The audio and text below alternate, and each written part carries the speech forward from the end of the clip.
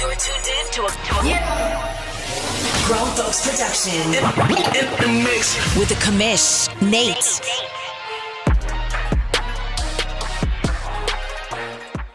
And like that, we are back. Welcome to Press Pass Live, your weekly podcast show. Though it hasn't been weekly in a couple of weeks here. We had the off season. Last time we were together was the draft, and then well, Nate fell sick and we just couldn't get together to make one of these happen because, well, I was buried in bed trying to get myself well. But thanks for tuning in. We are talking all of season 108, giving our predictions. We're 5 weeks deep, but hey, there's still a lot to predict. Let me welcome in my co-host, your owner of the Atlanta Falcons and commissioner of the Deuce, Mr. Maniac. How you doing today, bud? Hey, man, doing great. Looking forward to getting back into the swing of things on the show, talking about some of the things that are going around the league. It's exciting times as always in the OMFL. All kinds of stuff going on. It never wants to ever stop. So we'll see exactly what we think is going to happen in this prediction show. Man, there's so many things for us to unpack, but let's just look at some games. We always like to open the show with looking at some games. I'm going to go to week number 4 here. I'm going to look at week number 4, maybe. Hey, you know what? Darn it. You know, this is the one thing I actually forgot to do. Oh, my screen isn't happy about what it's doing there. Hold on a second. I forgot to fix my what is this thing called? Stream Deck. That's right. And so let me quickly fix my Stream Deck so it knows exactly where I want it to go. There we go. Is this gonna be working? That's gonna work. That's gonna work. Do. Sorry about this, fellas. But it happens. That's all right.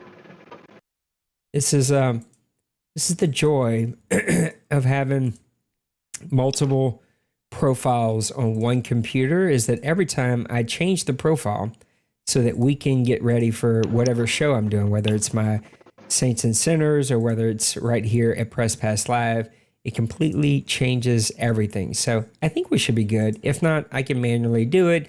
Let's now get back over here.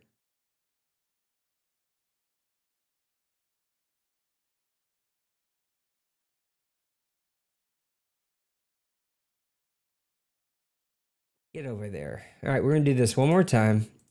I think I know what I did here. Boom. Boom.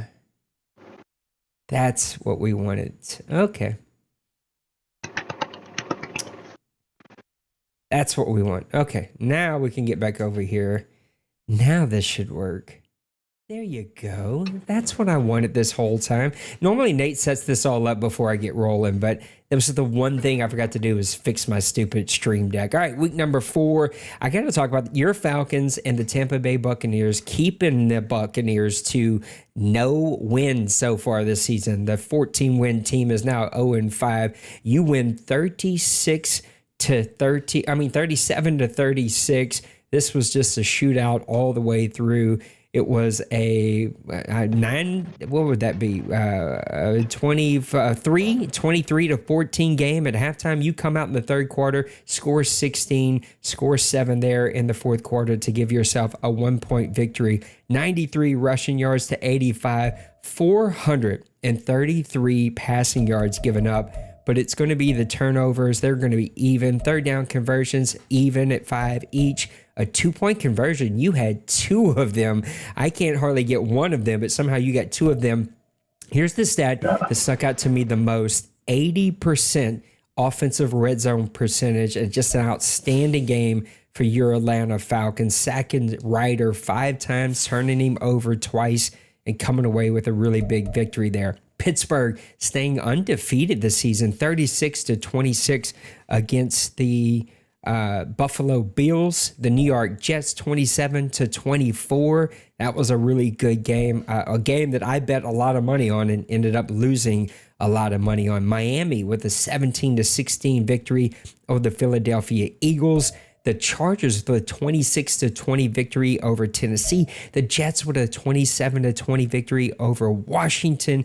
Just really close, tight games. This was a CPU game. It was probably a little close, too close for comfort for Mr. Dwayne, 35 to 30, but he comes out on top of that one. Detroit with a 20 to 18 victory over Minnesota. Seattle with a 38 to 34 victory over Orlando. That would have been a ton of fun to be able to call. And last, Las Vegas with a 21-16 victory over Baltimore. And that's a look at week number 4. Maniac, I'm going to turn it over to you. You're going to take, words, they're escaping me. I'm sorry. I'm tired. You're going to take a look at week number 5 and preview week number 6. And while you're doing that, Nate's going to be a good husband. His wife is sick in the bed with COVID. She wants ice cream. So I'm going to go fix her some ice cream, let you preview those two. By the time you get done, I'll be back. I'll preview week number 7. Okay. All right, so we got week number 5. We are currently still in week number 5. We got 2 games left to be played. Condors at Jaguars. That'll probably be a pretty good one if we can get Mr. Pepper back in the saddle. Raiders and Chiefs are also going to be played tonight, so the advance will be tonight from my understanding. So first off, we're going to look at the Steelers-Broncos. We're just going right down the line here. The Pittsburgh Steelers remain undefeated. Cincyburg 27-24 victory over the Broncos.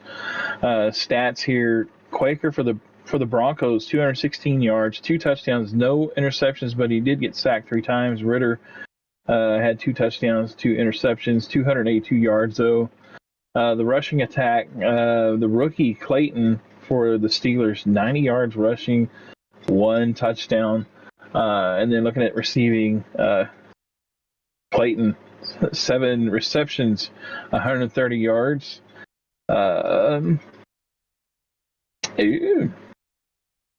anyway, the 130 yards. So the rookie making an impact early on in the season for the Steelers. There might be a little bit FPR issue there. That's the reason why I kind of.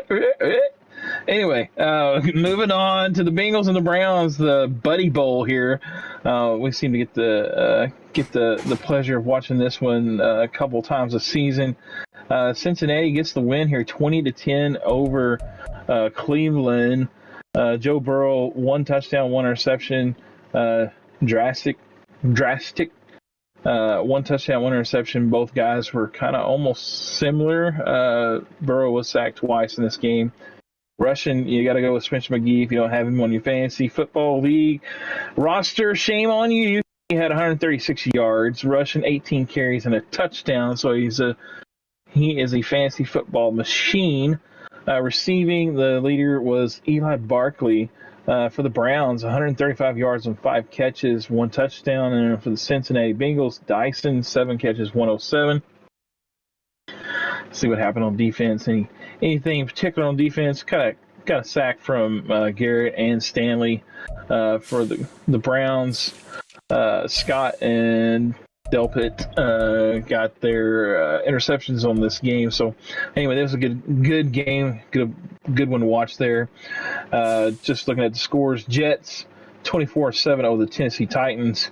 Next up, you had Carolina Panthers over the New Orleans Saints, 30-17. Game to look at a little closer here. We had the Minnesota Vikings, Bill in New York versus Tim and the Toronto Mounties, 17-10 victory for the Vikings. Purdy had a touchdown, 225 yards, 0 interceptions, so that was a nice stat there. Walter, 1 touchdown, 1 interception. Rushing attack, 85 for Massey. Turk, 24. Looks like the Toronto couldn't get their running game going, but they had the passing game going. DJ Moore, 11 receptions, 161 yards, and a touchdown. All right. But that was a good win there for the Vikings. Moving on to the Giants. We're not going to look at this one. The Giants destroyed the Rams 38-7. That was a big victory there for Colin. I knew he was going to turn things around this season. He's got a good young quarterback and weapons galore.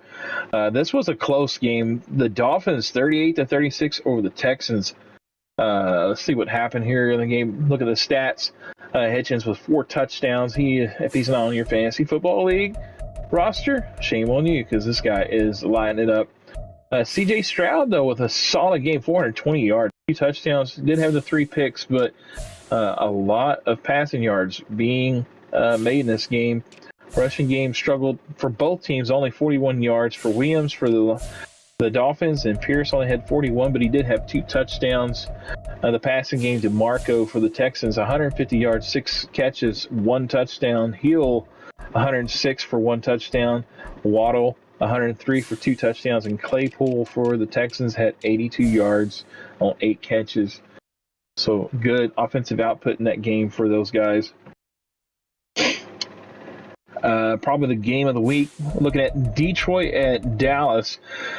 Trey and the Lions paying a visit to Dwayne and the Cowboys. I mean, we're still in week 5. You know how I am when I talk. I talk a lot. So You're all good. Justin Fields had 221 yards, 1 touchdown, no interceptions. Grubbs for the Lions, the rookie, 2 touchdowns, 3 picks though. Both teams did have a couple of sacks. The rushing attack, again, looked like it kind of struggled in this game. Pollard only had 57 yards on 13 carries, 1 touchdown. Gibbs had 57 yards on 12 carries, and Shamar Weaver had 24 yards on 6 carries. Receiving, though, looking at the big play, Ben, wide receiver here for the Cowboys, 4 catches, 108 yards. Big play guy here. Jamison Williams, again, another big play guy, 86 yards, 1 touchdown. Conley had 76 yards, 1 touchdown. And then Traylon Burks had 1 catch for 75 yards and a touchdown. Defensively, not a whole lot going on there. We did have a couple interceptions. Diggs had an interception. Shadows had what a name, Matt Shadows. Shadows the field, 1 interception. And K. Price also had an interception. But the Lions would get the victory here. And again, like I said, this was probably in the game of the week, 27-23. Just going to start chatting down scores here to finish this up. The San Diego Chargers, got to get that right, 28-20 over Philadelphia Eagles. The 49ers demolished the Cardinals here, 34-13. Seahawks destroy the Bucks, 38-7. The Bills roast the Falcons, 32-12, and then the Commanders send the Packers packing, 26-17, and that is your week 5 matchups. And then looking forward to week 6, we got the Buccaneers at the Cowboys. What the struggles the Buccaneers are having, I hope this is really a good game to watch here, but I kind of go with the Cowboys. I think they're gonna get a big victory here in this game. The Lions and the Browns. The Browns have kind of found their niche. I think this is going to be a top game, could be a game of the week here. So we'll be interested to see how this game turns out. The Vikings at the Falcons, Mounties at the Packers, Texans at the Titans, Bills at the Patriots. So this one I think will be a nice one. The Big Hurt. I keep on saying Mr. Bill at the Bills, but gotta retrain my brain here. Big Hurt in the Bills visiting the Patriots. Lost Sniper. He's definitely turned his team around. He's got things working a little bit better this season. Shiloh Bad and the Seahawks interdivisional matchup here should be a good one as well. I think this one right here is going to possibly be one coming up for the Chiefs and the Broncos.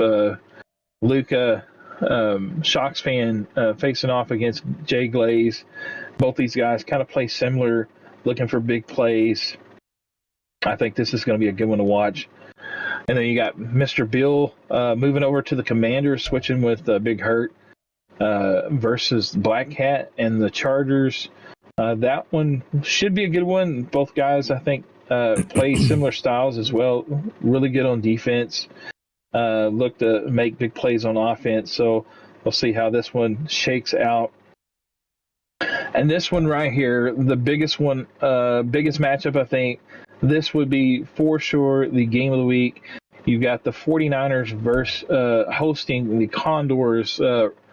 Mr. Reluctant Pancake, which is Bronco Man on Discord, facing off against D-Money. Both these guys have championships underneath their belt.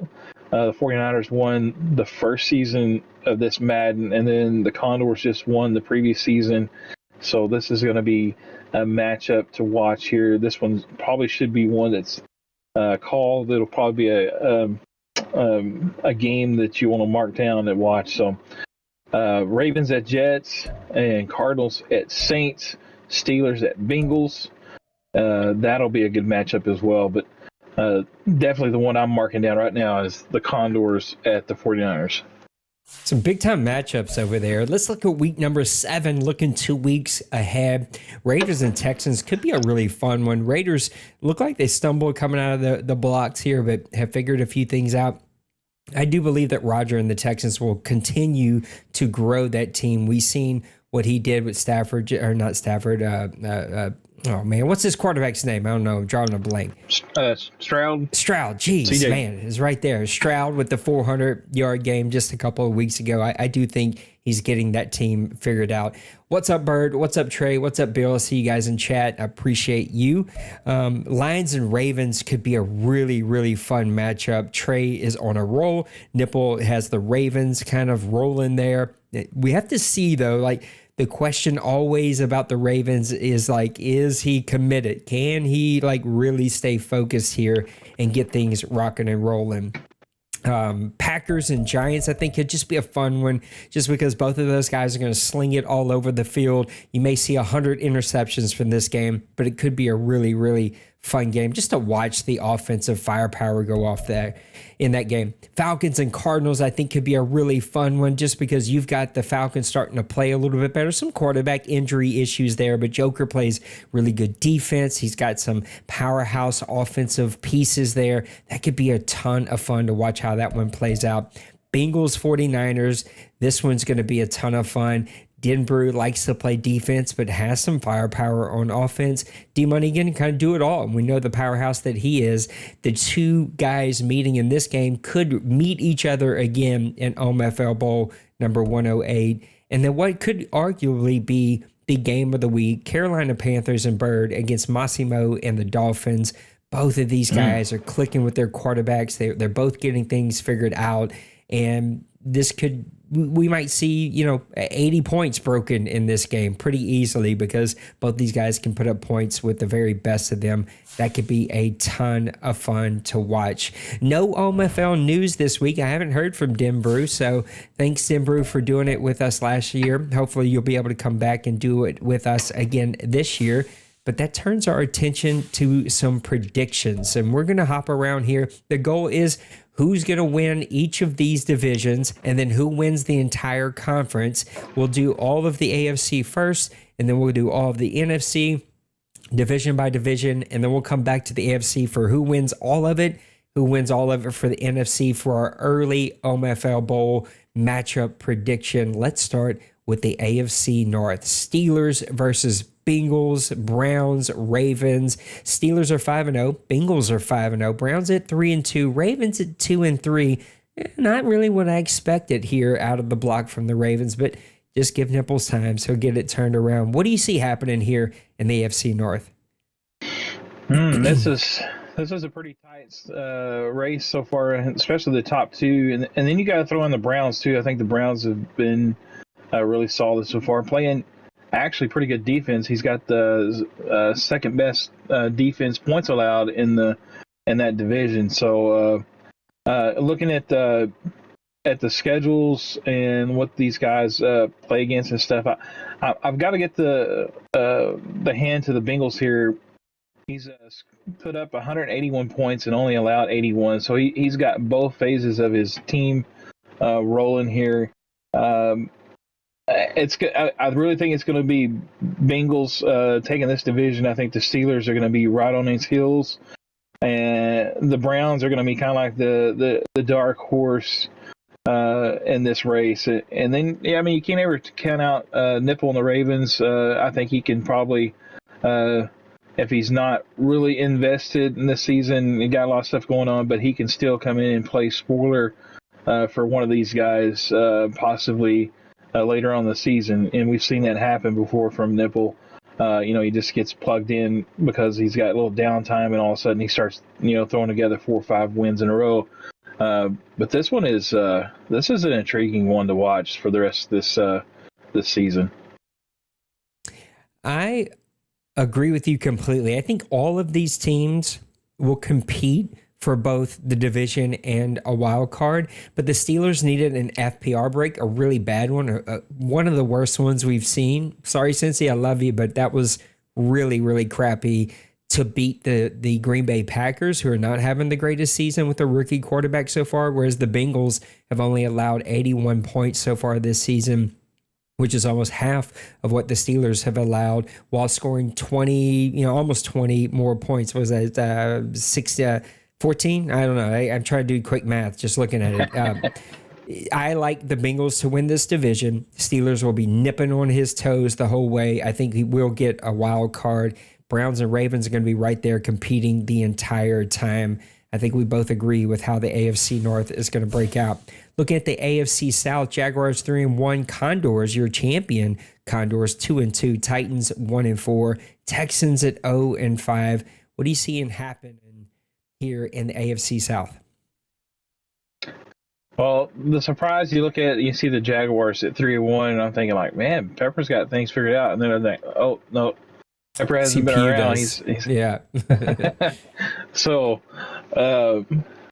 we kind of gotta look and see what happens with as when Pepper comes back, starts taking over his team. Is he able to kind of continue on with that momentum that his CPU fill-in coach has kind of got going for him? I definitely think when it's all said and done, though, I think the Condors are going to be the top dog out of this division. He is giving up quite a few points, though. But again, he's played the CPU, I think, twice already in his 4 games. Yep. And that can kind of throw things out the window there. But he's definitely played really well on offense. A couple games that I've watched him, Richardson. He's got that quarterback playing really, really superb for him. And then you throw in that type of running game that he has. He just has probably like the best running game in the OMFL, I think, right now. Him and Dwayne are probably like 1 and 2, really close neck and neck on that. But the Titans struggling still. The Texans, again, Roger, he like a lot of the guys, even like myself, you become your worst enemy, and it's kind of hard to fight the OMFL and the OMFL demons that you face, trying to play and compete. But this conference, this division, the AFC South, you got to give it to the defending champion until somebody unseats him. This is skewed reality that we're looking at here, right? Jaguars with all the CPU games, Condors with all the CPU games. This has sort of made the board pause. We're sort of discussing, but not discussing. It's weird because we're not really up for more rules, but there's been so many CPU games from a few owners already this season that the CPU feels a little unbeatable.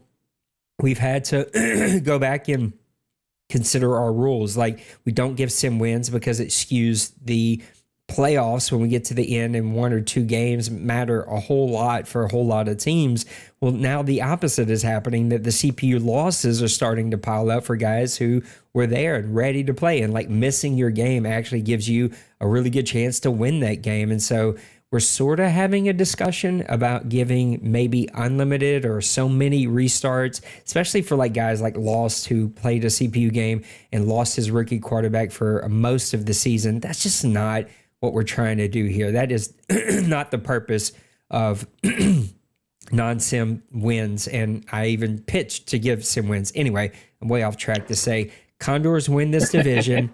We'll see if the Jags can get back and use this kind of buffer that he's been given by the CPU to give himself a run at the playoffs. But it just depends on when he gets back, what his record's like. I do think the Condors win this division and turn things around pretty quickly. Let's look at the AFC East.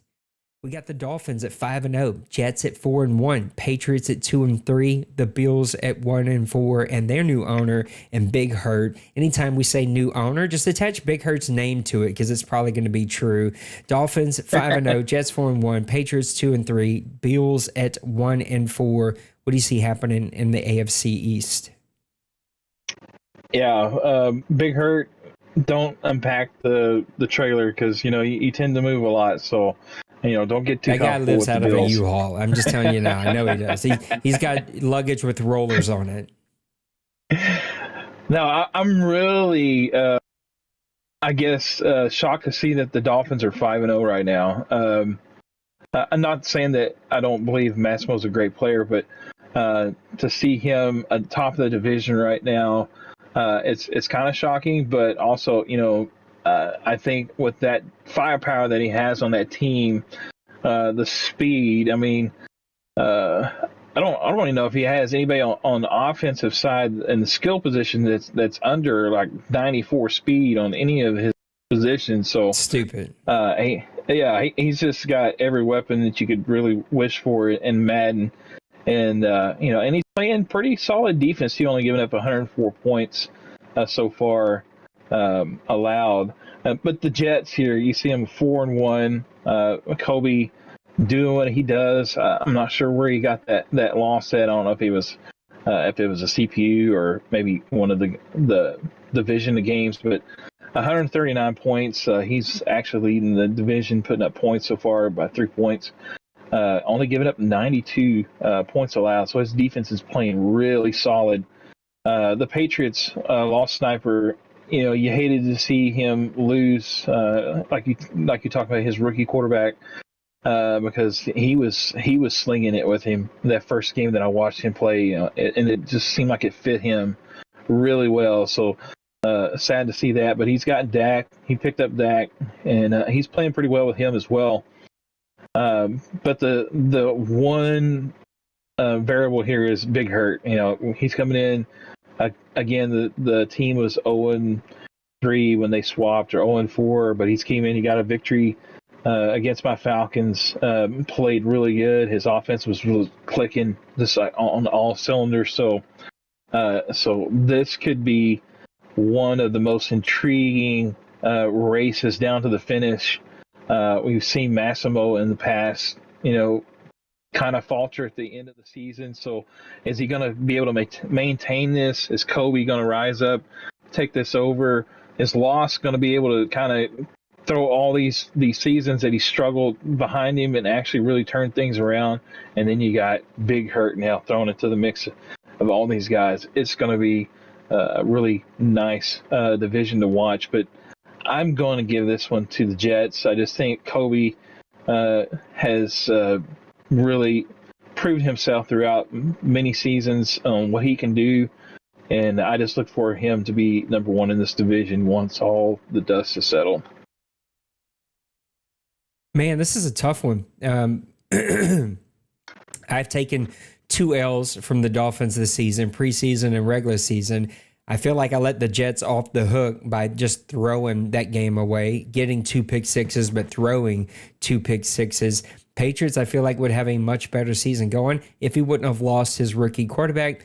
The Bills and Big Hurt have a little bit of a hole to dig out here. And when your leaders are 0 losses and 1 loss, and you're already sitting with 4, that's just a deeper and deeper hole to try to dig yourself out of. I don't know if he's going to be able to do that. I know he's got plenty of time. He's clearly on a roll and playing really well this entire Madden cycle. So look for him to compete, look for him to push, but I do like the Dolphins to win this division. The Jets are going to be right there. I think it's going to come down to week 17, week 18 to see exactly which one's going to win. I wouldn't be surprised if, a lot like some of the other divisions we talked about, we have 2 or even 3 teams competing for a wild card. I think what hurts the Patriots is they just lost his number 1 weapon in a brand new quarterback. And so I think that's what's going to come back to haunt him the worst. All right, let's take a look at the AFC West and wrap it up with this one. Chargers at 4-1, Raiders are at 2-2, Broncos at 2-3. Shockingly, the Chiefs and Shocks are sitting at 1-3. What do you see happening here in the AFC West? Yeah, this has changed because the first two seasons, this Madden, Shox fan really had put a lot of things together, and he was really performing really well. He had a lot of good weapons. He got Mahomes at the quarterback position, and then I just noticed on the trade block there's a lot of names going up. So I don't know if it's A lot of fire big sale. names. Yeah, so I don't know if it's a fire sale getting ready to just rebuild or what's going on, but definitely his record shows he struggled a little bit. He's put up 110 points, second in the division, but he's given up 100 points, and it's really tough to win games when you're giving up almost as many as you're scoring. I know that from a fact. So the Broncos, he's kind of playing like what we saw from the previous couple seasons. He's competing, but just not winning those real close games, losing those games. The Raiders kind of in the same boat. Both these guys play real similar, and both these guys have been their teams for a long time. So here in the OMFL, but the Raiders are playing pretty solid ball. He's got the best defense so far right now for his points allowed. Only 89 points given up, but he's only scored 84 points. So he's got the best defense, but also by points showing, he's got the worst offense. But he's got a young quarterback and a lot of things going good for him that I think eventually this Madden's going to turn around. But the big picture here, the Chargers sitting 4-1, 136 points scored. He's on a 3-game win streak right now. Black Hat, man, he is putting in some really good games. I got to see a little bit of one of the other games that he played the other day. I can't remember who he was playing. I think might have been the Chiefs, but his offense was just rolling, especially his rushing attack, or at least from what I saw from that game, he had the running game going. So I'm going to give this division right now. From what I'm seeing from Shox, putting up those guys on the block, and then seeing what the Raiders and the Broncos are doing, I just think the Chargers are going to take this division, and I don't think it's going to be close by the time of the end of the season. I completely agree with you. I like the Chargers in this division. I think that there's a massive offensive gap between the Raiders, Broncos, and the rest of the division. It looks like Shox and the Chiefs are waving the white flag. I know for firsthand, as you do, Black Cats is one of the most consistent guys. Byron, I don't know what to call him. My guy changes names all the time. But Byron, since moving over there, has continued to stay consistent. He's playing really great offense. That defense has maybe given up a few more points than he wishes he was. But at 4-1, here's what is really impressive about this team. What's up, Shox fan? 3 of those 4 wins have come on the road for the Chargers. So I like the Chargers to win this division. The other 3 are going to have to show me something before I pick any of them to be able to make it with a wild card or any of these other opportunities that they have. Give me the Chargers to win that division. All right, let's look at the NFC, and then we'll come back and we'll pick an overall winner for the AFC, overall winner for the NFC. Let's look at the NFC North. So we get the Lions at 4-1. Vikings at 3-2, and then shocking to me, Packers at 0-5, Mounties at 0-5, formerly the Red Dragons, formerly the Chicago Bears, formerly the Chicago Red Dragons. They've moved all over the place. So Lions 4-1, Vikings 3-2, Packers and Mounties not having a win yet, 0-10 between both of them. How do you see the NFC North playing out? Bill in New York has really been impressive, I think, so far. He's put up some good games. I saw a couple of the scores that he had. He's really played some tight games, won a couple of tight games. And he's advanced to the NFC or the Deuce Bowl this season. So with his Giants, so he's playing good ball right now. He's seen the field really good. He's really a prolific offensive guy, I think, from the games I've played him. And I think he's going to give the Lions a run this season. The Packers and the Mounties right now, these 2 guys, currently, and I think what they're doing is they're going to be fighting for the number one draft pick in the next season. I think I don't know. It's a race to who can get the first win on that matchup there between those two teams.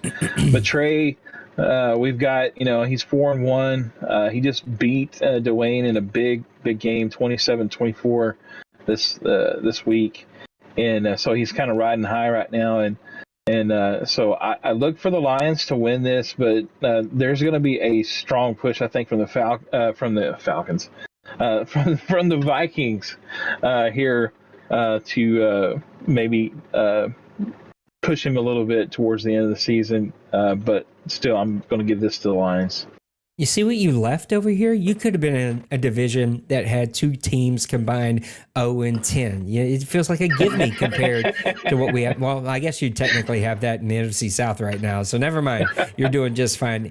NFC North belongs to the Lions. They have dominated this division for quite some time, and I don't see it changing. I love that the Vikings and Bill in New York is getting some wins under his plate. He's finding some momentum. I want to continue to see them continue to push the Lions, but overall, I'd love to see this division as a whole have more than one or two really good teams. I'm just sick of seeing the NFC North just run away by a team and nobody else really compete. I expect more from the Packers. We've seen him play better. We've seen him play more consistent. Tim, getting away from D-Money, I thought that confidence would come with him. But when you're only scoring 72 points and giving up 147 points, you're just not going to win any games. And so I expect both the Mounties and Packers to continue to figure things out. This is all Lions all the way. We'll have to see if the Vikings can even compete for a wild card spot. Let's talk about our terrible NFC South. Panthers at 4-1. Bird's got his team rolling. He was in the NFC Championship game in the Deuce last night. Did he win? No, Bill in New York beat him. I think it was 27-24. Yeah. The champion falls in the Deuce. Well, he's getting it done here in the OMFL. Your Falcons is sitting at 2-3. Saints and Bucks combined 0-10. Just terrible seasons from both of us. I wanted to start the show off with this, but I hate this Madden. I am not having fun. I found some momentum and some consistency at the end of last season, and then the board decided, let's try all Madden, which I thought played more consistent and smooth. Then updates come out. None of it feels smooth. None of it feels consistent. And I'm back to just wanting to put my foot through a baby goat. What do you see happening here in the NFC South? This feels like just terrible. I don't know, man. What can you say? Madden will make, if you don't have any gray hair, Madden will give you gray hair. If you have a lot of hair, Madden will make you lose hair.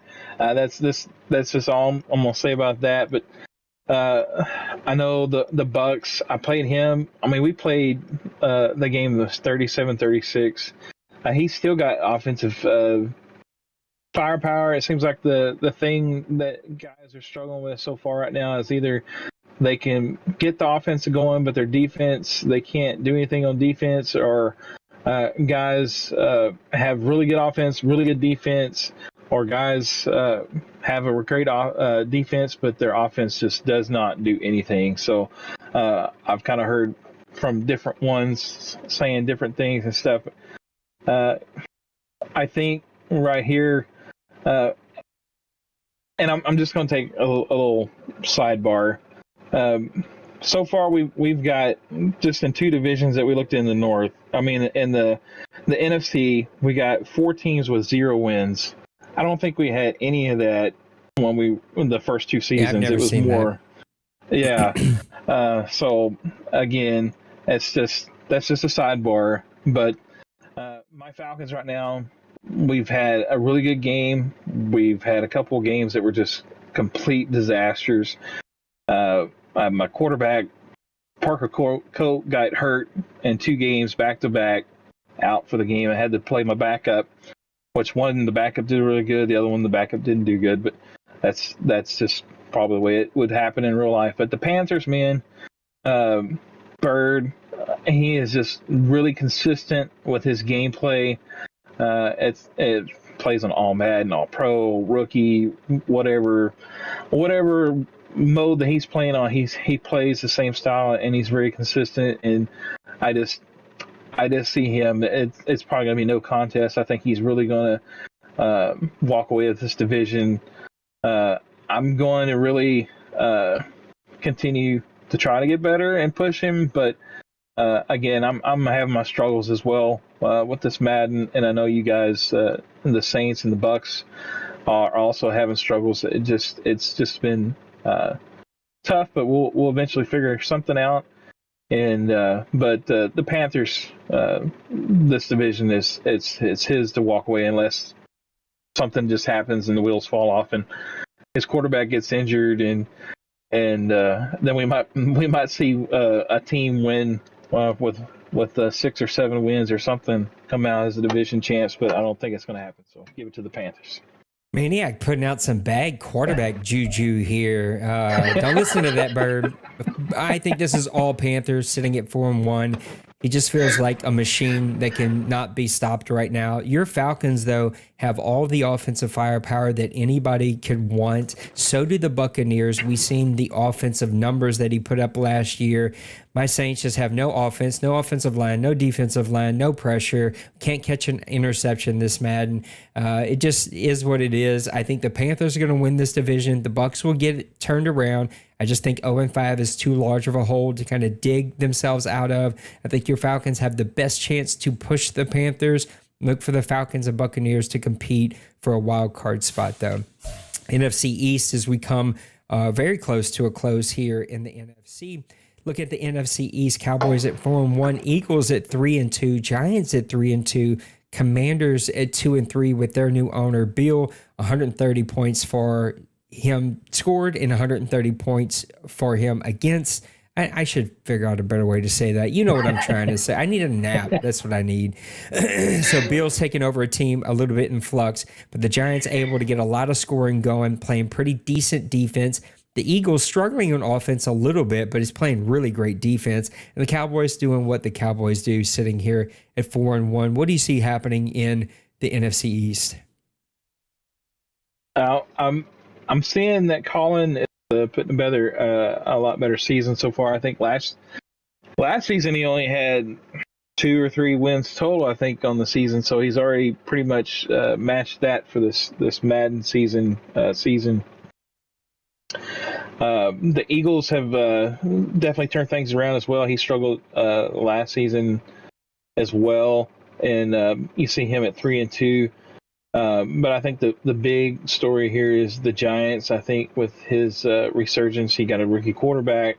You know what he's going to put on the offensive side. He's got wide receivers that run like Tyreek Hill. I think his wide receiver group is probably one that could compete against the Dolphins for speed-wise. The Commanders, I think Bill is going to probably struggle a little bit because obviously when you've got Allen for your quarterback for the Bills and then you go to Sam Howell, it's going to be a lot different, I think, for him, and that's going to be something he's going to have a little bit of growing pains with. But then you got the Cowboys 4-1 Dwayne. Again, he's another one of those guys, and you hear us say that every time you talk about a guy that's in the top, we always say this guy's consistent. He's always does this right, does that right, and that's Dwayne here with the Cowboys. He's consistent with his run game. He's consistent with his pass game. He's not a prolific passer, or hasn't shown that, but he is very good when he does pass. He's proficient with it, and so, but he plays that run game and he controls the clock and he makes you make the mistakes rather than him making the mistake. They always seem to try to make you make the mistake first, put you in the hole, and then you kind of panic and then you make more mistakes and it just snowballs on you. So but the Cowboys have been that type of team, and he's just Mr. Consistency. So 4-1 Cowboys, 146 points scored, only giving up 105. you got to give this to him winning this division. But I think the Eagles and the Giants are showing that they're going to be possibly, nipping at his heels a little bit more than they have in the last couple of seasons. So I see the Giants actually being the one giving the most push to the Cowboys.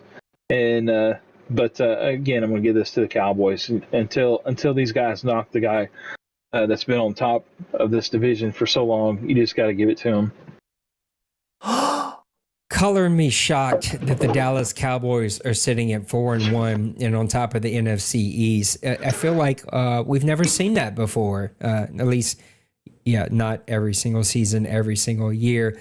Listen, it's going to be all Cowboys all the way, just like we expect. It's good to see the Eagles finding some momentum. They're going to have to get their offense figured out. You can see his frustration even in chat last night about his offense. It's good to see Colin getting some wins under his belt. Let's see what Bill can do with the Commanders. A great defensive line, but it feels like he's already started moving some of those pieces. So I don't know why, but he's dismantling a really good team. Maybe it's a cap situation or whatever it may be. It's all the way to Cowboys. We'll have to see if any of these other teams can even compete for a wild card. Oh, and I got kicked from the league due to inactivity. That's awesome.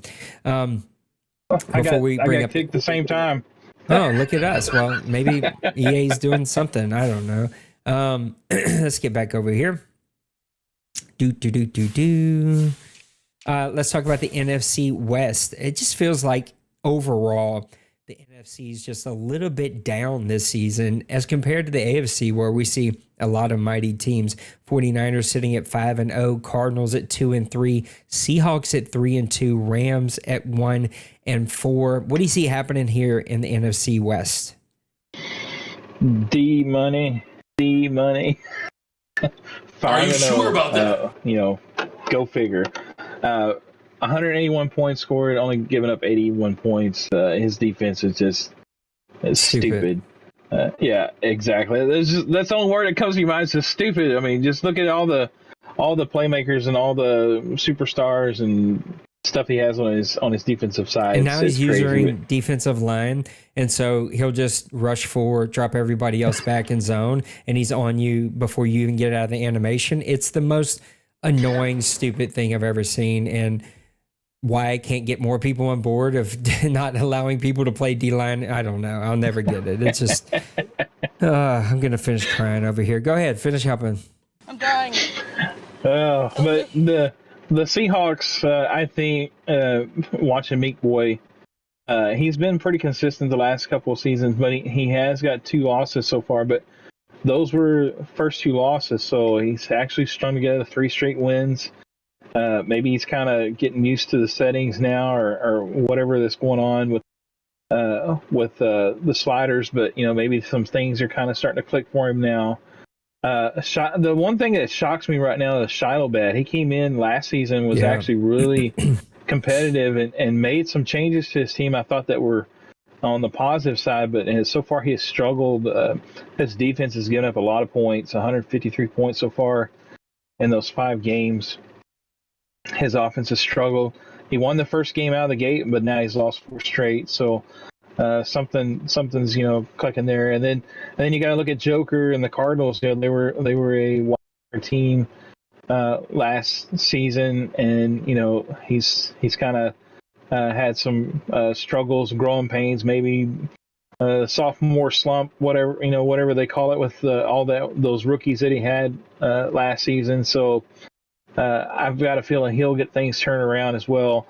But you look at D-Money, unless D-Money takes a cruise, maybe goes on a cruise with Nipple or something and gets lost. I would pay for that to happen, by the way. This is going to be his division, but I do think there's going to be a mighty battle for that number 2 spot between the Seahawks and the Cardinals. I think both those guys, there's a little bit of a rivalry too, I think, in between these 2 guys. Maybe it's not like vocal, but I think it's a silent rivalry between Joker and Meek Boy, because I've watched a couple of the games that they've played, man, you can almost tell, like, sometimes when someone's playing angry, and these two guys, when they go at it, it just seems like they're playing angry, even though they're not saying anything. But it just feels that way. And maybe I'm seeing too much into it, but I do think it makes for a good rivalry for this division between the Seahawks and the Cardinals. But got to give it to the 49ers, man. Yep, I'm with you. 49ers all the way. I don't know that I believe as much as you do in the Cardinals, just because we've seen them sort of fade away and then kind of get back on it. I don't know. There's some inconsistencies there. The Seahawks, on the other hand, this is the first season we've seen any kind of early inconsistency from him. Here's the numbers I don't like for these two teams. 117 points scored for the Cardinals, 131 points allowed for the Cardinals. Almost flipped those numbers. 176 points scored for the Seahawks, 112 points allowed for the Seahawks. That makes me like them a little bit better. I think all of them are playing for second place in a wild card, though. 49ers kind of own this division. And if there's ever been a season where we kind of expect some of the top dogs to be all the way to the end, Lions, Cowboys, 49ers, all kind of flexing their muscles, I would put Bird right up there with them, very close, like a 1B, but those three teams seem to be the cream of the crop in the NFC, with Bird and his Panthers right there. And then the rest of us, man, just kind of wallowing in nothingness over here. It's just kind of a weird place to be. All right, let's talk about our champions of the AFC, champions of the NFC. For you, who wins the entire thing for the AFC? I think with because I call it the Bengals, Condors, Jets, and the Chargers were my top dogs coming out of each division. I think this is going to come down to a two-man race. I think no disrespect to the Jets, to the Chargers, but the Condors and the Bengals, you got Denbrew, it's 5-0 right now, and the Condors are sitting at 2-2. But he is the defending champion. I think from some of the stuff I've watched, I think his games, he's playing really good. Again, I think he played a couple of CPU games, and so you have to kind of give a little bit of flex for that for his schedule. But anyway, I think this comes down to Denbrew and Bronco Man, and I think we're going to see Mr. Denbrew make it back to prominence and represent the AFC in the bowl game. I have been pulling for the Bengals and Denbrew for many seasons now. I still believe in him, but it feels like every time I pick him, I'm the curse that gets broken when he gets to the playoffs. There's just been something that has kept him from showing up as the team I think he is, and you think he is, and a lot of people think he is. When he gets into the playoffs, he is yet to overcome that obstacle again. I personally think the Jets are just on a mission. I think the Dolphins are superb. You got to give it to Cincy, what he's doing again in Pittsburgh after what he did in Indianapolis a couple of seasons ago, the last season to wrap up Madden 23. I think the Bengals, right? Like, you got to give all of these teams a nod. You got to look at them. I just think Kobe and the Jets, just remembering listening to him in that last AFC game that he lost, not the championship, but I think it was against the Bills, and I just feel like he's on a mission.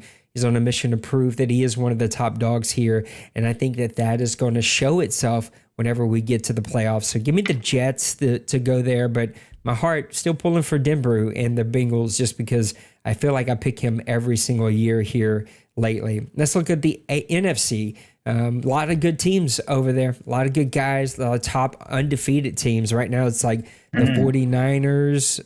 Oh, I guess they're the only undefeated team, but you got the Lions, Cowboys, Panthers all right there with just one loss. So a lot of good teams here in the NFC. Who wins it all for you? This one is probably the most difficult because, like you said, there's a lot of good teams. It's almost like pick your poison here because it's, Cup number 1, 49ers, instant death. Cowboys, Cup number 2, instant death. Panthers, Cup number 3, it's a little bit slower death, but still death, and kind of the lines are the same. So it's like Yeah. But I think looking at this, I think you talking about Kobe and the chip he has on his shoulder. I think you look at the Cowboys. Dwayne, he was right there, almost making it to a bowl game, but we called that game between the Lions. That was like one of the freakiest games I think we ever called, ever seen. So many crazy plays, but I do think Dwayne's kind of like on a mission as well. I think he's like out to like say, look, I'm here. But a lot just depends. D Money is just if he's going to be here, if he, it's hard to count against him because we've had these conversations. He just knows what to call, what to do, what to watch on plays, and it's just hard. You have to play flawless to beat D Money, and it's nearly almost that way against Dwayne. But I see a little bit less of a having to play a perfect game. But and then you got the Panthers and the Lions. Trey, the defending NFC champion, and then you got the Panthers with Bird, the defending champion from the Deuce, come over and has played really good ball over here in the OMFL as well. So.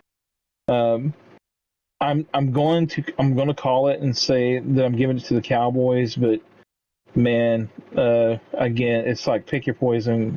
Which cup is going to be left standing after these guys kick each other in the teeth? Who's going to be the toughest? And I'm going to give it to the Cowboys, but man, it could be any one of these guys. D-Money, you better be careful what you ask for. You're going to catch something that Vic Sab won't roll off. I agree with everything you said. None of these teams would shock me. A lot like the AFC, the top dogs are the top dogs. My pick, though, is going to go against, I think, what we see on paper because I don't trust rookie quarterbacks often, and I rarely trust rookie quarterbacks to win a championship. I think it's been very, very rare here. It only happened a handful of times.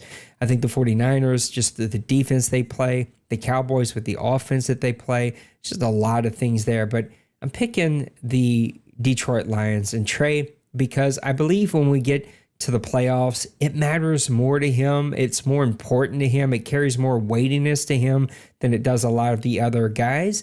And I feel like he's left with a sour taste in his mouth after the way that game got away from him. Then again, he got really, really crazy, unlucky in the NFC Championship game as well, and somehow came away with a victory in that one, and then just kind of let one get away from him in the bowl game. But I'm picking the Lions to represent the NFC. So I got Lions and Jets, and you've got Bengals and Cowboys.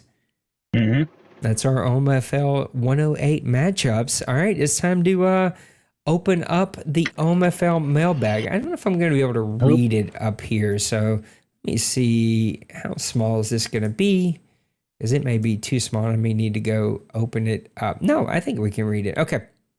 There's a lot of questions in here, and a couple of these are too big. Like, I don't know what Trey was thinking on this one. It's a good question, but it's way too big. It'd take us an hour to answer this right here. So his first question from Trey, what do you see as being the biggest issue with Madden rookie quarterbacks? I think that's a really interesting question. I'd say for a majority of them, for me, would just be ratings.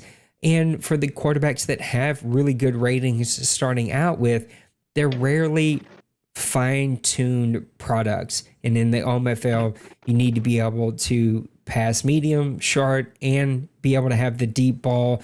And oftentimes, rookie quarterbacks are being picked by teams that are not very good, which means they're missing all of these other pieces, whether it's offensive line or defensive line or running back. They're missing pieces elsewhere. And so rarely is it just a quarterback issue, but it's just like the team that they got placed on. What do you think about rookie quarterbacks? I think the biggest issue is there's too many left-handed quarterbacks. There's a lot. So many.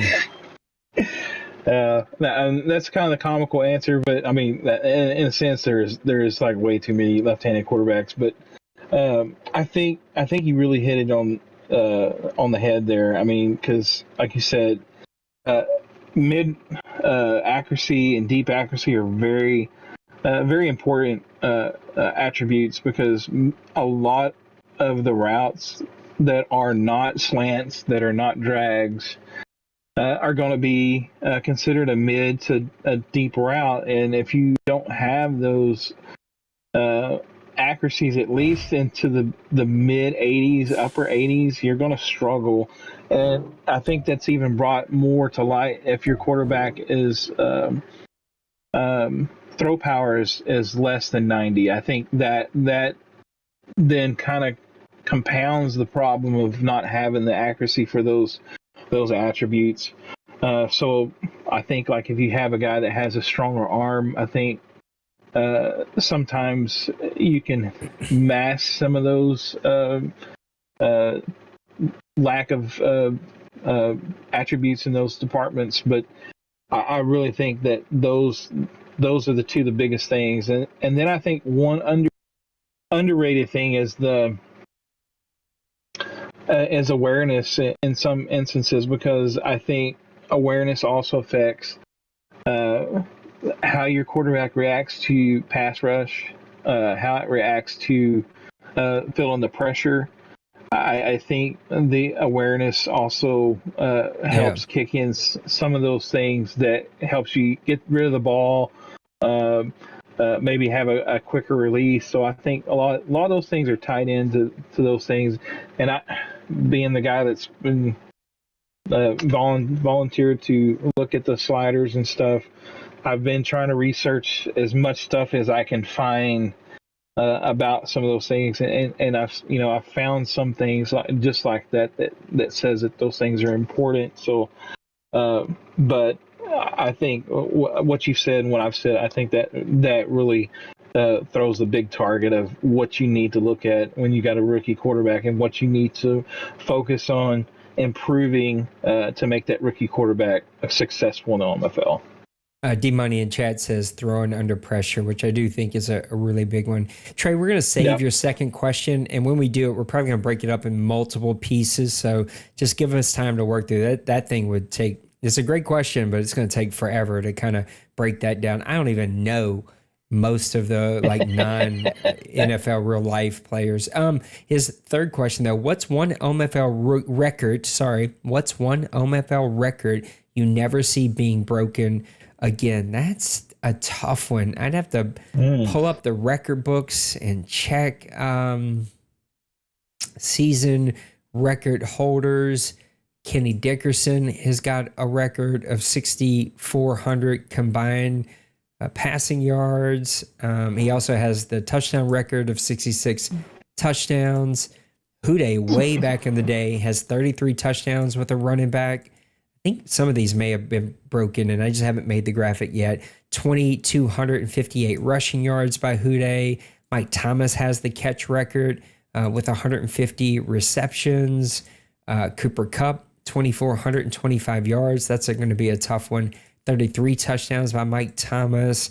I think the one, I don't mean to go through all of these with everybody. 131 catch season. I guess that one's actually, that one's broken. So I guess I need to remove that one. The one I would go with would be Joey Bosa, Colin. He was the Sacramento Miners then. 54 sacks in season 88 with Joey Bosa. I don't think we'll ever see that broken again. That Madden was really, really crazy. Yeah, that was the one I was thinking about. I couldn't remember if he broke it.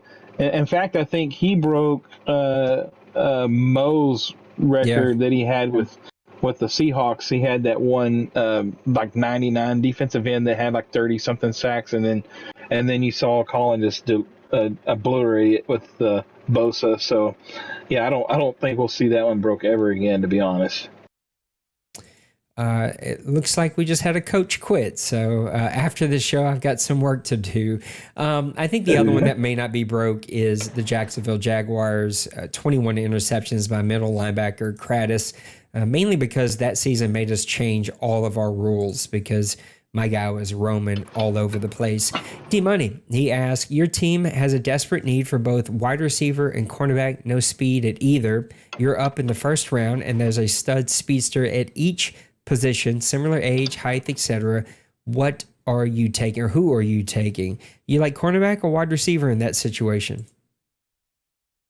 I've gravitated towards cornerback because I think in a lot of ways they can make the bigger impact for your team. I think they also league wide are harder to get a superstar type cornerback like that, elite cornerback. Whereas compared to I think wide receivers, you saw like the Lions with their rookie that they had, he only had like 89, 90 speed, and he just absolutely dominated with that guy. So I think, at least for this Madden, I think the speed part of that and the length and the size that you would look for matches up better with a cornerback. I think you get more bang for your buck if you go cornerback rather than wide receiver. I don't know that I have anything to add. I'd go exactly the same way. I think you can find a wide receiver in other rounds. They're going to play just as well. It seems like speed is such an important factor, as it always is. But first round, you're not getting a stud cornerback after that. Like if you're not in the top 15, 20, you're probably going to miss out on the superstar stud guys. You might get a guy with hidden development with some pretty decent attributes, but we're talking about superstar. You can find one of those almost anywhere when it comes to wide receiver, but not cornerback. Bill asked, do you see the Orlando Condors making another run in the postseason and making it to another OMFL Bowl to defend their title? I see what you did there, Bill. I appreciate it. What do you think about the Condors? You kind of like him, and you talked a little bit about him. Neither one of us picked him to make it all the way, but do you think he can make a run? I definitely do, because I did pick him to be at least a representative in the AFC Championship game. I think he's very solid. He sticks his game plan. He wants to run the ball. I think, again, like I said, I think he was one of the top two running teams owners in this league. I think him and Dwayne are like neck and neck. And then you had to throw in Denver, I think, also in that, because he's got that rookie, or not rookie, but the import Spencer McGee that's still just lighting things up in the OMFL. And this is the third season that he's been really on that team. But the Condors, again, I think they're going to be in the thick of things. I think they're going to make another run. I think in a lot of ways, though, he kind of flew underneath the radar. I know guys, they don't take anybody for granted, but there's sometimes there's instances where a guy, shows some things in the regular season, and guys like, I can take that, I can handle that. But then he came into the playoffs, and he just played magnificent all the way up into the OMFL Bowl and shocked the OMFL Bowl and won that. And so, but I think with the element of surprise, I think some of that's going to be taken away now, because I think guys like, this guy's for real. He just won an OMFL Bowl. And so I think a little bit of the surprise is going to be gone, and guys are going to game plan him a little bit different. But I think still, though, he will make a run. He'll be in the thick of things at the end. I definitely think he'll make a run. I don't believe that he will defend his title the way Bill said it. I do think that there are just some teams that have figured out All Madden a little bit quicker. But look for him to get on a roll, and he's definitely going to be right there in the playoffs, and a team that guys will have to take note of and pay attention to. I think you can sneak up on everybody one time, but that's about it here. After you sneak up on them one time, they kind of get you figured out. Look at me. I've had nothing but losing seasons, it feels like, since being able to win last Madden. It just has been terrible. And I haven't even sniffed the OMFL Bowl after making it that one time.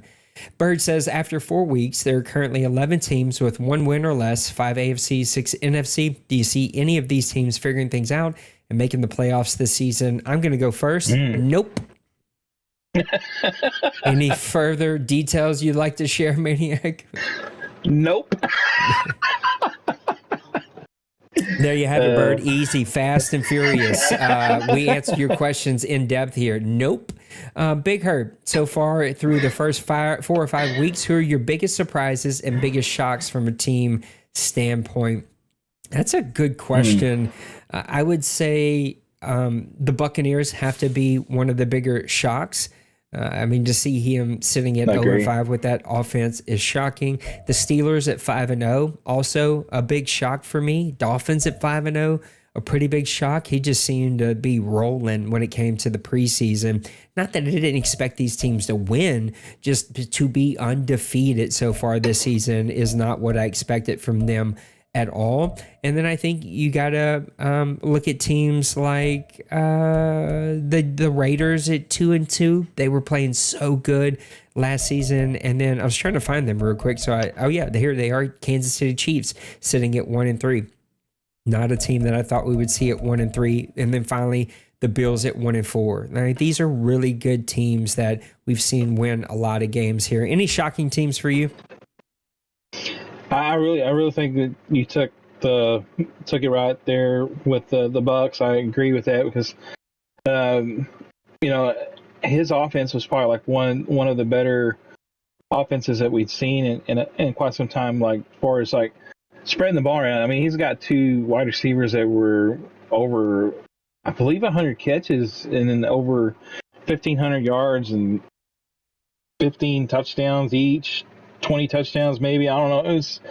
It's just stupid crazy how good he was on offense, and now he's just he's struggling, and I can attest to that. Like we've already talked about, but also I think like the Steelers, going 5-0. Then I'm all like, kind of like, so you were tanking, but no, but they've. I think those have to be like the 2 biggest surprises. You got one going from a top 3 pick from last season to undefeated, and then you got one that was in the thick of things in the playoffs, shooting for OMFL Bowl. Now probably picking in the first top 5 in this next draft. So I think you have to say those are the biggest shocks and surprises from this standpoint. No pun intended. Big Hurt says, what are your initial thoughts or opinions on All Madden versus All Pro? I'll tell you exactly how I feel. Bruh. I hate it. I think it sucks. Listen, I have enough self-awareness to say I'm starting to think this is one of the few times where losing has skewed the way it feels. It just doesn't feel good right now. It doesn't feel realistic. It doesn't feel consistent. I can't figure it out. And Maniac and I sort of joked about this last season, but something changed with one of the updates, and it started feeling really good. But now looking back, I can't tell if it only felt good because I won and I was winning, and now I'm back to losing and it feels gross again. I've turned all slider conversations over to Maniac. He has both the deuce and the OMFL. I'm letting him make all decisions. I'm done. I've thrown my hands in the air. After the season, we will have a conversation with the board and decide, do we want to go back to All Pro? Do we want to stay on All Madden for the rest of the cycle? End of conversation. I feel like the last few Maddens we've been having to do that. We kind of bounce around early and then make a decision for the rest of the cycle. This is one of the Maddens I've enjoyed the least. I can't figure it out. I don't get it. There's no consistency with pass rush. There's no consistency with how your defense plays. And I'm here for lessons. I just don't know what else to say. Maniac, I know that you're also equally frustrated. And I know that, look, wins and losses skew your opinions. I get it. But I also know what feels right and what feels wrong. And I feel like we ain't there yet. Even though I did lose my last game pretty handedly. It was terrible. And there were some terrible things that happened. But overall, it felt pretty decent. It just like, it's not consistent. And that I have like a low 80s, high 70s left tackle a backup rookie undrafted free agent right tackle because my starting right tackle is injured, and played the Panthers last night, who has 2 X Factor superstar defensive ends, and I think he got no sacks. It just isn't consistent, and I don't understand it. I've got 100 dropped interceptions this year, but yet I've thrown 6 pick sixes. It just like I can't figure it out, and it's really frustrating. Yeah, and that is the key right there. It's just inconsistent. You got on one hand, like you're talking about, just the greatest example. You're throwing picks left and right. You're seeing guys run the routes of your wide receivers better than your wide receiver runs the route. And then on the other hand, your defense, you feel like you've got guys in positions that are equally as good as your counterpart, or not better, and they're just slinging the ball up and down the field on you. So you're like, what's the key here? And just like you said, the inconsistency that happens, and I think with all Madden, and I think we talked about this before too, like any kind of adjustment you make, even like on the CPU sliders, they affect your players as well. And on all Madden, the slightest little adjustment can make it go to the right or way to the left. And it's hard to get that center point. Obviously, we've been playing in Madden leagues for a long time, and we kind of have an idea of what it should look like, what it should feel like. This league, the OMFL, was based off of fair play. So even through that, going through fair play being from equally to each owner. But you also want the game to play fairly for both owners as well. You don't want it to be lopsided, in those situations. So again, it's I'm a type of person that overanalyze and overthink things a lot, and I've admitted to that, and I try to do better. But that's why I gave it to him, because he was driving me insane. I was like, listen, I give up.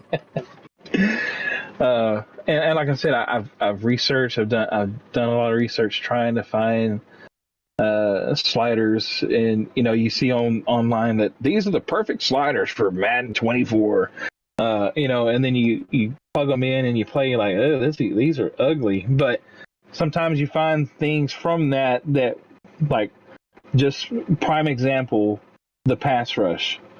We were getting 0 pass rush the first 2 seasons, but with the changing of the holding calls, at least we're seeing some pass rush. And I think even though we're not seeing sacks, we're still seeing pass rush affect a lot of throws, at least from what I've watched. So I think that there has been some good come from that, but then also you want to see the O-line play. If you've got a stacked O-line that's 90s across the board, you should dominate the defensive line, especially if they're way less rated than your guys. But then on vice versa, what you're talking about, the Panthers having 90 DNs against 70-ish tackles, they should wreak havoc on you. And if they're not doing that, then that's crazy. Because I know I just played the Bills, and then the game before that I played the Buccaneers. It seemed like every pass I was throwing, sometimes I was getting hit, or after every throw I'd see something that said incomplete pass or inaccurate pass due to pass rush. So I was like, man, I can't get a pass off.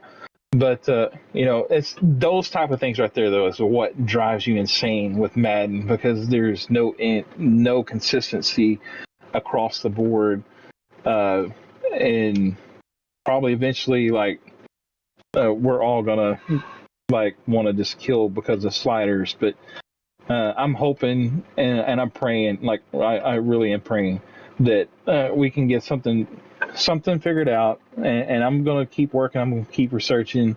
I know we've got a team put together of guys that are going to help test some sliders and different things that hopefully we can get things worked out. But I also don't want to get to the point like we were 2 or 3 Maddens ago where we were changing it so much, and then at every update it would just erase everything that you worked hard to set. And but anyway, I believe more and more that these games are being made to just play it default, and more leagues I talk to, they're like, we just play it default. I do believe this all Madden change has made speed matter a little too much, and I think the speed threshold, I know you're tweaking it and playing with it, trying to figure it out before we make any changes, but I'm watching two 90s overall cornerbacks just get burnt because they're 92 speed, not 98 speed. And it's just like, golly, some of these other ratings should matter in this stuff. And it just feels like maybe our threshold's a little too heavy for speed. Again, I played in Miami and I couldn't cover anybody. It didn't matter who I had. Like Lattimore was getting burned. Everybody was getting burned. And it's just because he has so much speed. So this Madden cycle. You just have to say that you're fine when you're not really fine, but you just can't get into it because they would never understand. You still there? I was playing you couldn't hear it, a sound effect. It just, this Madden cycle has made me very sad. Bill asked, and we're an hour and a half deep, so we got to start wrapping some of these up. We got a couple back to back here about Madden sliders. We're going to combine them. Bill says, what positives in gameplay do you see since switching to all Madden? I can't see any. I'm sure Maniac will have some though. And Kobe asked, and we're going to combine these, what position groups, Kobe, sorry, brother, but this got me. What position group is gonna see or continue to see the most change this season with our new sliders? I feel like the D-line, without using, is seeing the biggest boost, as I have not felt the need to use them so far this year. So, Bill, I can't see any. And Kobe, I couldn't disagree with you more. I've seen more owners rush 4, drop everybody else back in coverage, mostly zone coverage, and user D-line and get to you before you even get out of the animation than I ever have.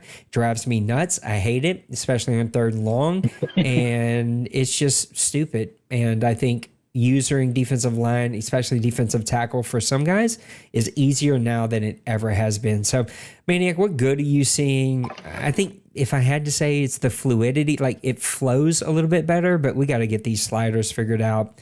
I think we've now chased our tail and we've gotten way far away from where it should be. We're going to get it back. And what position group is benefiting? I'd say the D-line. I just think that it's too easy and it just drives me nuts. Yeah, I think the D-line has seen the most positive from it, I guess, if you could say positive, or the biggest impact. I think as far as what like positives from Bill, I think what you said too, like the fluidity of the game. But I also think in some instances we're not seeing quite as much running dominance as we did. I think the last couple of seasons we saw it seemed like it was hard to stop any run game, because I know you were tweaking the offensive line a lot of times way down, trying to slow down some of the run games, and it was like some guys you couldn't slow them down if you had a Mack truck in front of them. So I think some of those things have kind of curbed a little bit, but then a little bit, like even playing the Panthers last night, like when the game decides it's going to be block perfect, it's going to be block perfect. It's just maddening to see. Yeah. So, like, again, I play Bird. I practice plan for outside run, and he must have had 4 or 5 perfectly. I'm talking about perfectly blocked outside runs. It was just like, what? How is this a thing? Like, perfectly blocked where it's 60 yards every time? That just drives you nuts. Yeah, and I don't know, like with some guys, maybe I haven't looked at his line or his tight ends. I don't know what their run blocking is. They may have stupid run blocking ability, and and again, I've kind of been one that always thought that all Madden, it makes players across the board play similar, but I also think it makes superstar and higher rated players play even greater than really what they play. So, but I've tried to be open minded to all Madden because I know there's a lot of guys that prefer all Madden, but. I tell y'all Anyway, now, I mean, we don't get this figured out, we're going back all pro. Like, because right now it don't feel good. I know 5-0 teams will argue with me, but it just doesn't feel right. Yeah, and if you look back to, I know we're probably kind of getting a little bit on a rabbit trail here, but if you look back to on the All Pro sliders that we had, really there wasn't a whole lot complaining besides the simple fact we weren't getting pass rush and I think really though through researching and testing with these sliders we found the fix for pass rush. It may not be perfect, but you are getting more pass rush, and depending upon the slider set, you can take roughing the passer slider all the way down to 0. That will make the pocket insane. If you take it all the way down to 0, like you won't believe the craziness it causes for the pocket. And then the holding slider too, you take it all the way up. Well, your offensive line doesn't want to commit the holding penalties because they're going to be called a lot, so they tend to let guys go and they don't hold on to the blocks as long. And so that makes a difference too as well. So anyway, it's just there's a lot that goes into the sliders. It's not just like, oh, I'm going to slide this over to the left, and I'm going to slide this over to the right. And we're not doing it willy-nilly either. Like, these are very thought about changes. All right, let's wrap this thing up here. I'm tired of talking sliders already. Bird, Twinkie, we're going to hold your question. We'll come back to your question next week. Bird, any surprising names on the trade block? Do you foresee any big names being traded before the trade deadline? I would expect a couple, but I think we've already seen a couple. I know that Beal stepped into his team, used both of his trades right away, started moving teams. Shocks has got some big names out there. Bird's trying to move a couple of good names. I think we might see a couple of other teams throw some big names out there. I've done trying to trade. Nobody even calls me, so I'm not even attempting it anymore. But do you see any other big names moving around? Well, I think with the actual the cap penalty stuff, I think a lot of the big names, it's going to be hard to move a big name because the way the cap structures are for a lot of these big name players. So unless they have a perk that they can cut, or maybe cut down that bonus so it's not as big a hit, I think you're not going to see a lot of big names in there. But I definitely think you might see somebody from like and it depends upon like the Mounties. The Mounties are 0-5, but he's got the team that Hurt built. Hurt had a lot of especially like top end guys. Is he going to say, okay, well, I would rather draft somebody that fits more my style? Is he going to throw one of these guys out here for bait to pick up a draft pick? So that would probably be like a team I would look from to get see somebody thrown out there. And then Roger, he seems to love drafting a lot of times. So you never can tell. The Texans may throw a big name out there that have a lot of traction. We've seen that in the past before with his big name receiver that D Money happened to pick up and was just phenomenal with the last Madden. So you just never know. But I would look at probably those two teams maybe throwing somebody out there. We've already seen these two big teams make a couple of trades. That's Big Hurt and Beal, who swapped teams. Beal, moved Antonio Gibson and Jonathan Allen over to the Patriots. Big Hurt traded for Kyer Elam and James Cook from the Eagles. So you're already seeing or actually move those 2 players to the Eagles for some picks. So we're seeing a lot of first round, second round draft picks, a couple of big names already moved teams. So I think we might see a couple of others, but it's all going to depend on salary cap as guys start to, all right, this season sucks. What's going to happen next season? Let me look at my cap and who can I get rid of right now and get something far.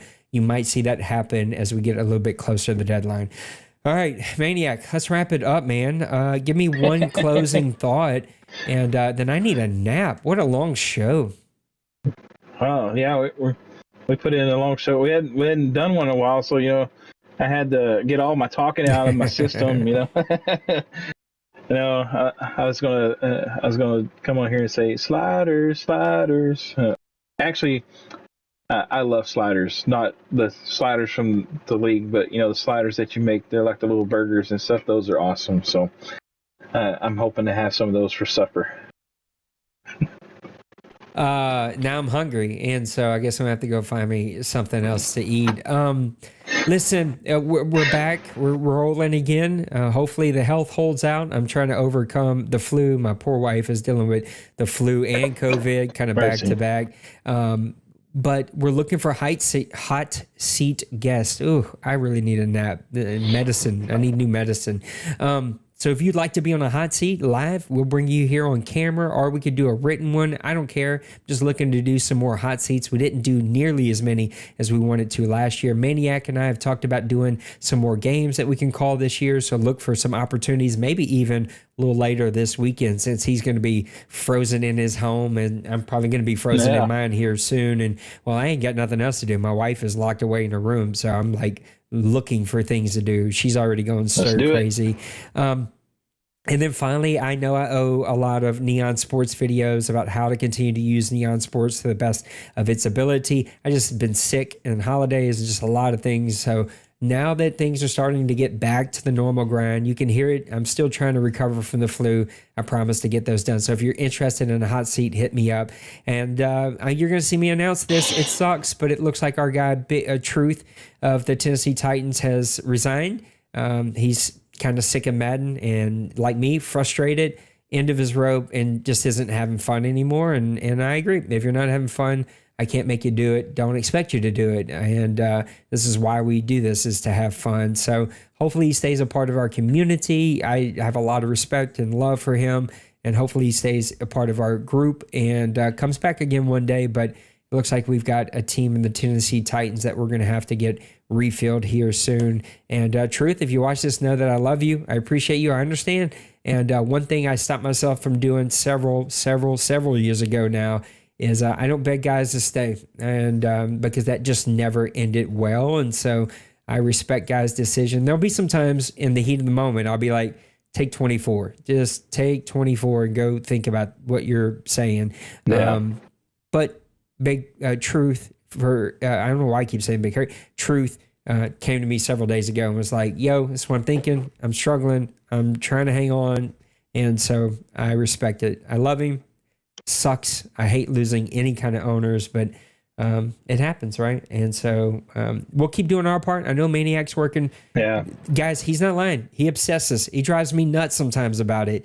And he goes down conspiracy slider theories and all kinds of stuff. But I've turned it over to him. And let's just get through this season, see if we can get it better. And because last season, I was ready to punt on all Madden. It's terrible. And then it got cleaned up at the end of the season. So maybe all Madden cleans itself up. But either way, we'll see. We'll have two things to compare, apples to apples, and we'll make a decision on what we're doing the rest of the cycle.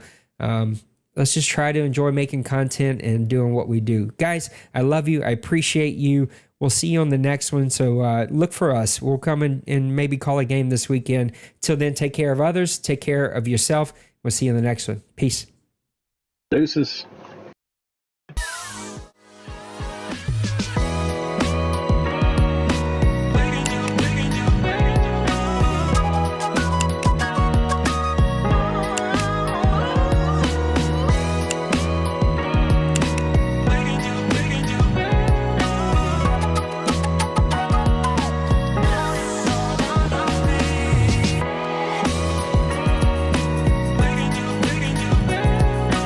Smash that like and subscribe.